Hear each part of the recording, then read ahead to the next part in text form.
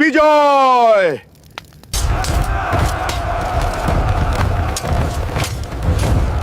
No, wait! I beg you, spare me!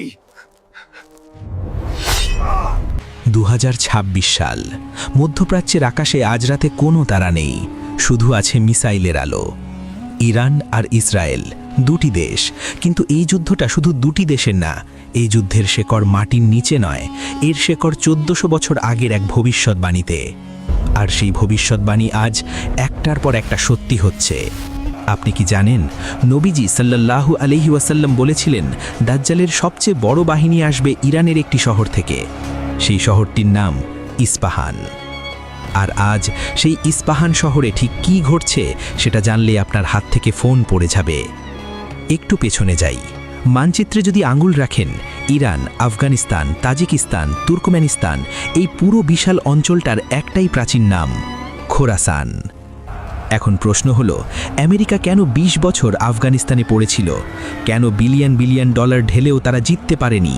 কেন ইরানকে ঘিরে যুগের পর যুগ ষড়যন্ত্র চলছে? কারণটা তেল না, কারণটা পারমাণবিক চুক্তিও না, কারণটা লুকিয়ে আছে একটি হাদিসে। নবীজি সাল্লাল্লাহু আলাইহি ওয়াসাল্লাম বলেছেন, শেষ জামানায় খোরাসান থেকে একদল সৈন্য বের হবে। তাদের হাতে থাকবে কালো পতাকা। পৃথিবীর কোনো শক্তি তাদের থামাতে পারবে না। তারা একদিন বাইতুল মুকাদ্দাসে তাদের পতাকা উড়িয়ে দেবে। পৃথিবীর সবচেয়ে শক্তিশালী সামরিক বাহিনী, আধুনিক ড্রোন, স্যাটেলাইট, হাইপারসনিক মিসাইল সব থাকার পরেও কেন খোরাসানকে পরাজিত করা সম্ভব হয়নি? স্যার, ওদের কাছে কোনো এয়ার ডিফেন্স নেই, কোনো আধুনিক ট্যাঙ্ক নেই, তবু ওরা বোমার মুখে থামছে না কেন? কারণ যে মৃত্যুকে ভালোবাসে তাকে মৃত্যুর ভয় দেখানো যায় না। এই একটা কারণেই পরাশক্তিগুলো খোরাসানকে ভয় পায়। এখন আসি সেই বিস্ফোরক তথ্যে। সহি মুসলিমের একটি হাদিসে নবীজি সাল্লাল্লাহু আলাইহি ওয়াসাল্লাম বলেছেন, দাজ্জাল যখন বের হবে, ইস্পাহান শহর থেকে 70,000 ইহুদি তার অনুসরণ করবে। তাদের গায়ে থাকবে বিশেষ ধরনের চাদর। এখন ভাবুন, আজকের পৃথিবীতে ইরান আর ইসরায়েল একে অপরের চরম শত্রু। ইরান প্রকাশ্যে বলছে ইসরায়েলকে মানচিত্র থেকে মুছে দেবে, কিন্তু সেই একই ইরানের বুকের ভেতরে ইস্পাহান শহরে 1000 বছর পুরনো ইহুদি সম্প্রদায় আজও বসবাস করছে। তাদের উপাসনালয় আছে, তীর্থস্থান আছে। আজকে যারা শত্রু, হাদিস বলছে সেদিন তারাই দাজ্জালের পাশে দাঁড়াবে। রাজনীতির শত্রুতা সেদিন মুহূর্তে উধাও হয়ে যাবে, কারণ লক্ষ্য একটাই থাকবে, ইসলাম আর মুসলিমদের শেষ করে দেওয়া।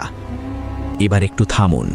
দাজ্জাল কিন্তু শুধু তলোয়ার নিয়ে আসবে না, সে আসবে মানুষের সবচেয়ে বড় দুর্বলতাকে অস্ত্র বানিয়ে।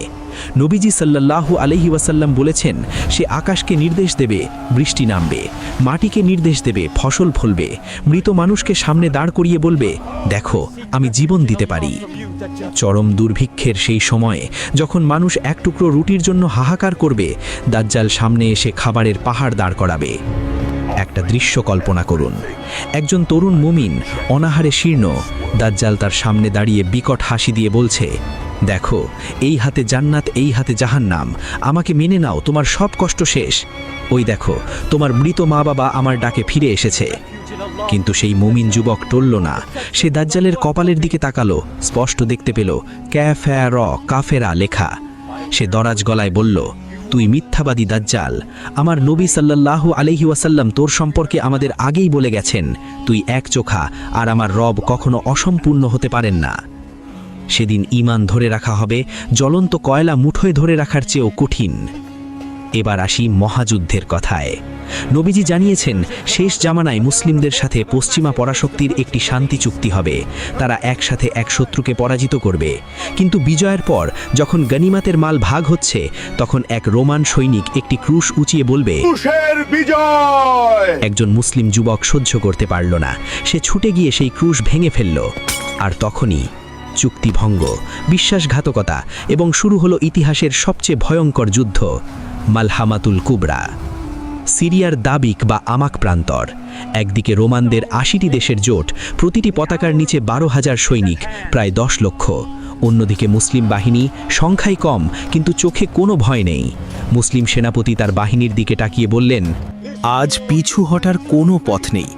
হয় আমরা গাজী হয়ে ফিরব, নয়তো জান্নাতের সবুজ পাখির বুকে আমাদের রূহ উড়ে বেড়াবে।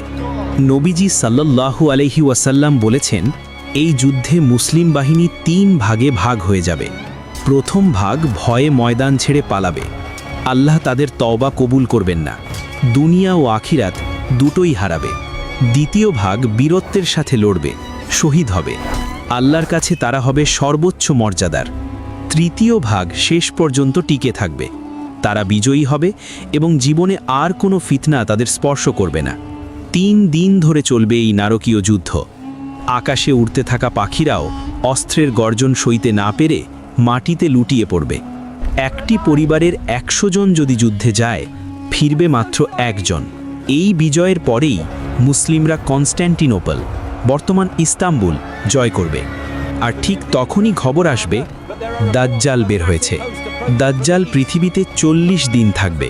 প্রথম দিন একটি বছরের সমান, দ্বিতীয় দিন একটি মাসের সমান, তৃতীয় দিন একটি সপ্তাহের সমান।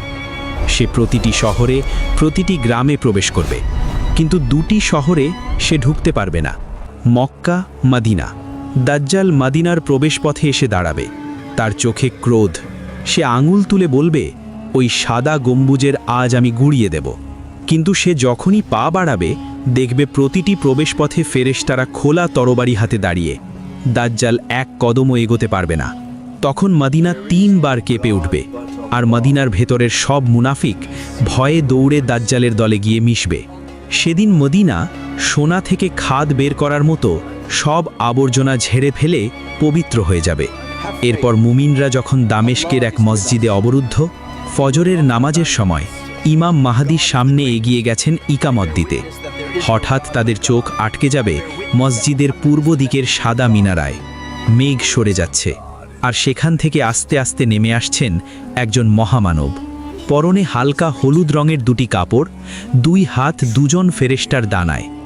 মুমিনদের চোখে সেই মুহূর্তে আনন্দের অশ্রু।